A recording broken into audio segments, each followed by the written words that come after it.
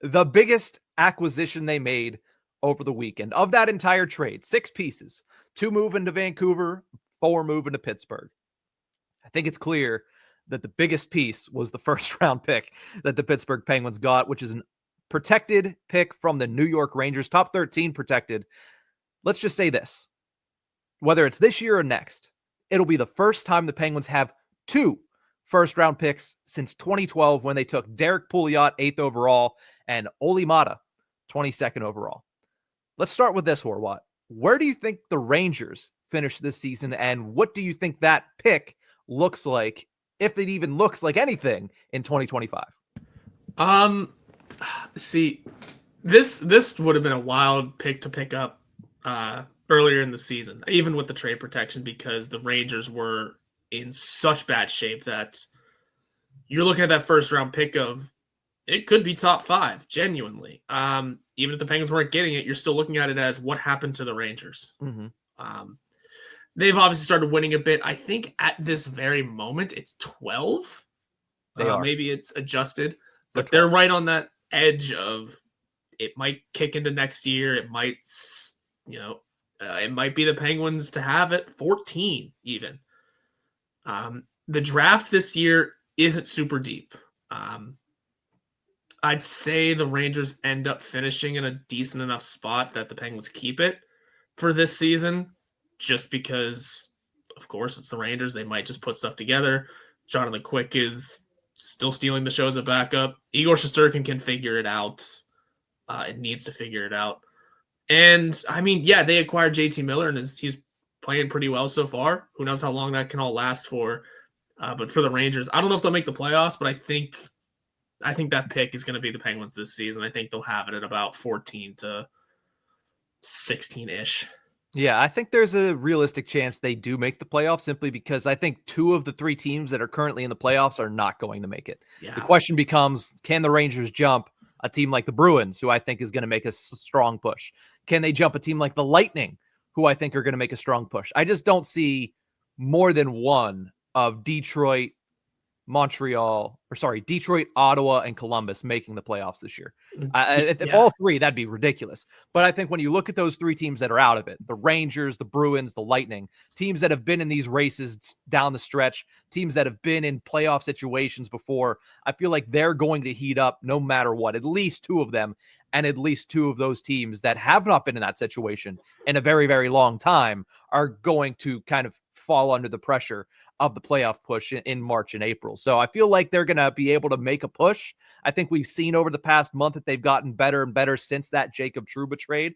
They've been able to kind of catch their footing a little bit. There's still drama, but there's less drama, right? The drama mostly walked out the door.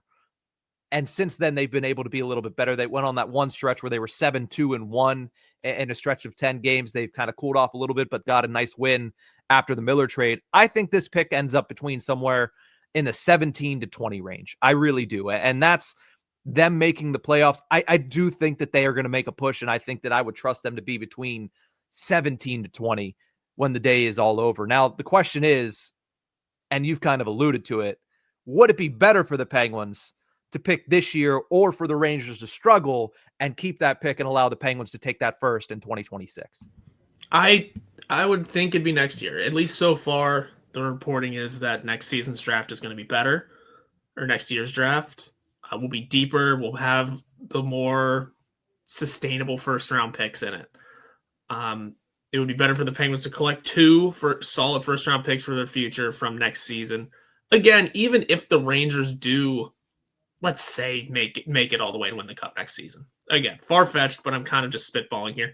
Even having a 32nd pick for the Penguins, on top of wherever they end up picking for themselves, it still sounds a lot better than, at least with the deeper draft, they're selecting it. It sounds like it would be a lot better to have it next year. That's the long and the short of it.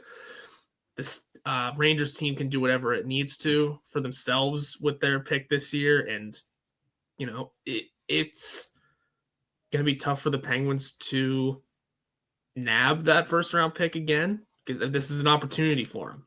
This is an opportunity for them to collect 2 solid first round picks. The next year's one would be more substantial for them. That's what the Penguins should be hoping for, at least, is that the Rangers continue to lose and retain their first-round pick this season, unless the Penguins scouting staff has their eyes on someone.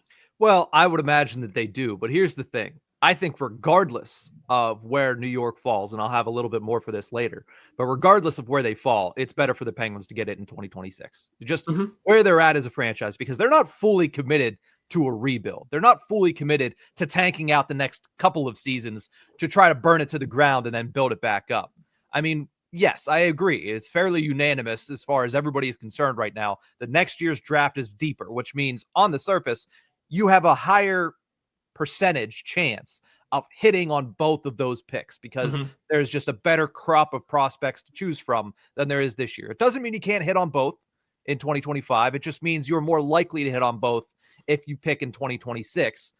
Not to mention, I don't think the Rangers will be as bad in 2026, which means it's going to be a deeper pick. And that's better whenever you have a better crop of prospects. But at the same time, there is a small chance, especially with the salary cap going up, that everything goes right for the Penguins.